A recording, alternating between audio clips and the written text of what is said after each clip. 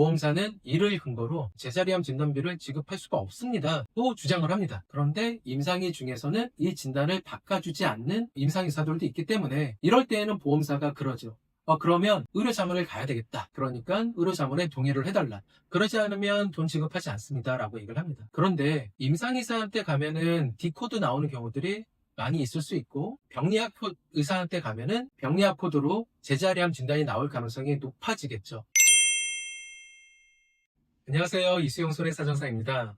여러분, 국가건강검진에서 대장 내시경을 받다가 용종을 제거한 경험 한두 번쯤은 있으시죠? 제거한 후 의사 선생님이 암은 아니니 걱정하지 마세요 라고 하면 대부분 다행이다, 암은 아니구나 하고 가벼운 마음으로 넘기고는 합니다. 하지만 바로 이 지점부터 여러분이 가입한 보험의 암 진단비와 관련된 정말 중요한 이야기가 시작됩니다. 의사의 말 한마디에 안심하고 그냥 지나치기에는 조직병리 결과지에 숨겨진 진실이 너무나도 크기 때문입니다. 조직병리 결과지의 암호, 하이그레이드 디스플레이시아, 실제 조직병리 결과지를 유심히 살펴보시면 이런 영문 문장이 적혀있는 경우가 종종 있습니다.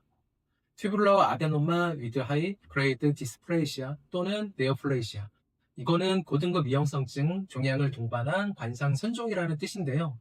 그리고 또는 튜뷸러 아데노마 로 그레이드 디스플레이시아 위드 포칼 하이 그레이드 디스플레이시아. 이 단어는 이 문장은 국소적 고등급 이형성증을 동반한 저등급 이형성증 관상선종이라는 뜻입니다. 그런데 이렇게 저등급 로우 그레이드 디스플레이시아라고 적혀 있는 경우 설계사 분들도 이거는 저등급이기 때문에 제자리암 진단은 안 되는구나 라고 생각하시는 분들도 많은 것 같아요. 그런데 저등급과 고등급 하이 그레이드가 같이 돼 있는 경우에는 받을 수 있다는 점도 꼭 기억하시길 바라겠습니다. 모든 이런 부분들이 의학 용어라 어렵다는 생각으로 근데 일반인들은 조직병리학 결과지 서류도 발급받는 경우가 대부분입니다. 그리고 또 의사가 암은 아니다라고 말을 했기 때문에 그 말만 믿고 암 진단비를 받을 수 있는지조차 검토도 안 한다라는 거죠. 여러분은 정당한 보험금을 받을 기회를 놓치고 있는 것일 수도 있습니다. 이 문장을 병리학적으로 해석하면 매우 중요한 의미를 갖습니다. 비록 종양의 전체적인 모양은 양성인 관상선종이지만 그 내부 세포의 변형 정도가 매우 심해서 고등급 이형성증 상태라는 뜻입니다. 이는 병리학적으로 암으로 진행될 위험이 매우 높다거나 아니면 이미 초기 암 단계에 아주 근접한 상태, 즉 전암성 병변으로 해석할 수도 있습니다. 대장 용종은 단순한 혹이 아닙니다. 시간이 지나면 암으로 발전할 수 있는 시한폭탄과도 같습니다. 보통 양성 종양이라 하더라도요, 적어도 5년 이내에 또다시 대장 내시경으로 용종이 발생을 했는지를 검사를 해보셔야 됩니다. 특히 고등급 이형성은 세포가 이미 비정상적으로 많이 변해서 암으로 직전 단계에 와 있다는 경고인 겁니다. 그런데도 이상하게 최종 진단서를 보면 대장 양성 종양이라며 진단 코드가 D12.6 또는 D12.8로 기재되는 경우가 종종 있습니다. 대다수의 일반인들은 이 코드를 보고 역시 암은 아니구나 라며 또 한 번의 안심을 하기는 합니다.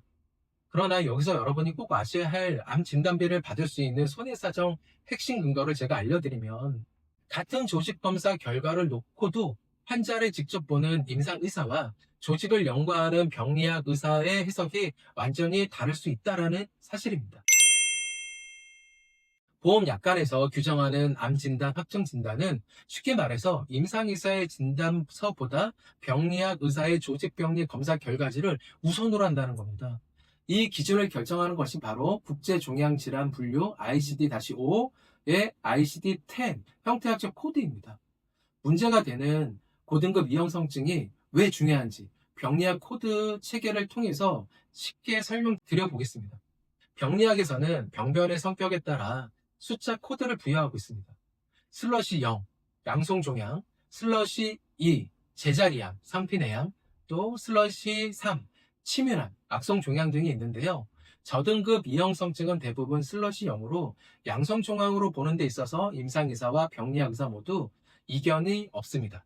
또한 암세포가 점막층에만 머물러 있는 상피내암은 명확하게 슬러시, 이거는 카시노마 인수츄, 제자리암으로 분류되며 이 역시 논쟁의 여지가 없습니다. 하지만 문제는 바로 고등급 이형성증입니다. 이 병변을 양성 슬러시 0으로 봐야 하는지, 제자리암 슬러시 2로 볼 것인지를 두고 병리학자 사이에서도 의견이 분분했습니다. 실제로 2008년도 병리 의사를 위한 소아대개 암 등록 제안을 보면 양성 슬러시 0으로 보자는 의견과 제자리암 슬러시 2로 보자는 의견이 거의 반반으로 나뉩니다. 그만큼 애매한 영역이라는 뜻이겠죠. 그러나 여기서 더 중요한 데이터가 있습니다. 추가 설문 결과 테이블 3에 따르면 병리학 전문의 76%가 고등급 이형성증은 제자리암 슬러시 2로 봐야 한다라는 의견을 냈다라는 겁니다. 이것이 의미하는 것은 명확합니다. 이론적으로는 논쟁이 있을지 몰라도 실제 현장의 병리학 전문가 다수는 이것은 암으로 간주하고 대응해야 한다는 입장에 훨씬 가깝다는 것입니다. 이에 따라서 병리학적으로는 고등급 이형성증은 제자리암 슬러시 적용을 우선적으로 고려하고 있다고 정리를 하고 있습니다. 보험에서는 암 진단 확정은 임상적 진단도 중요하겠지만 보험 약관상 암 진단 확정은 병리학을 기준으로 하고 그 결과로 보험금 지급 여부를 결정짓는 완전히 다른 결과를 만들어낼 수 있다는 겁니다. 자, 정리하면 이렇습니다. 병원에서 임상인사는 암세포가 기점막을 뚫고 퍼지는 치면이 없으니 암은 아닙니다 라며 D12 양성 종양 코드를 부여하는 경우가 있습니다. 보험사는 이를 근거로 진단서가 양성이니 암 진단비를 지급을 할 수가 없습니다라고 부지급을 하게 됩니다. 이때 왜 안 되느냐, 병리학적 진단 기준을 보면 고등급 이형성증은 제자리암에 해당하고 이는 약관에서 규정하는 진단 확정에 부합합니다 라고 주장을 해도 보험사는 그때는 이렇게 얘기를 할 겁니다. 그러면 의료자문을 진행해 보시죠. 이거는 양성종양의 진단이기 때문에 저희는 지급할 수 없고 의료자문을 진행을 해서 제자리암 진단이 나오면 지급하겠습니다. 그러니 여기다 사인하세요 라고 합니다. 이럴 때 꼭 부득이하게 나는 아는 데가 없고 전문가의 도움을 받는 것도 불편하고 그렇다 해서 나는 동의를 해야 된다라고 생각하시는 분들은 꼭 보험사한테 요청을 하십시오. 임상의사가 아닌 병리학 의사한테 의료자문을 진행을 하겠다. 그리고 병리학 의사한테 어떤 거를 질문할 건지, 질문할 내용의 형태학적 분류 코드가 무엇인지를 꼭 물어보셔야 됩니다. 그리고 나서 제출할 서류 등 다 확인을 하시고 질문서도 확인을 하시고 병리학 교수님한테 의료자문을 받으시는 게 좋고요. 그리고 더 좋은 거는 동시감정으로 진행하는 게 더 좋은데요. 병리학 교수들은 대부분 동시감정을 진행하지 않습니다. 그래서 서류감정으로만 진행을 하는데 그 부분도 동시감정으로 진행하게 되면 동시감정은 교수의 병원 이름과 교수님의 이름도 다 확인이 가능합니다. 근데 의료자문은 병원까지만 확인이 가능하기 때문에 보험사한테 동시감정으로 병리학으로 동시감정을 가기를 원한다라고 꼭 요청을 하세요. 그럼에도 불구하고 아까 제가 말했던 것처럼 병리학 교수들 중에서도 몇몇 분은 양성으로도 볼 수 있는 교수님들도 계시기 때문에 가장 좋은 거는 여러분이 병리학에 대한 의료자문을 직접 진행하시는 게 좋습니다. 그 부분도 제3 전문의한테 의료자문을 통해서 입증을 하는 거기 때문에 직접 진행하셔도 된다는 점 꼭 기억하시길 바라겠습니다. 여러분, 보험금 청구 소멸시효는 3년입니다. 대장 내시경 중 용종을 제거하셨다면 지금 당장 조직병리 검사 결과지를 꼭 확인해 보세요. 만약에 하이그레이드 디스플레이시아라는 문구가 있다면 지금 당장 정당한 권리를 찾으시길 바라겠습니다. 보험사는 안타깝지만 알아서 보험금을 지급하지는 않습니다. 그리고 마지막으로 건강검진으로 받은 검사라 실비나 수술비 청구가 안 된다고 생각하시는 분들도 계시더라고요. 용종 제거에 소요된 비용은 실손의료비로 청구가 가능하며 또 가입하신 보험에 수술비 담보가 있다고 하면 용종 절제에 대한 수술 진단비도 받으실 수 있으십니다. 그러니까 소멸시효가 지나기 전에 확인하셔서 청구한 게 없다 그러면 바로 청구하시길 바라겠습니다.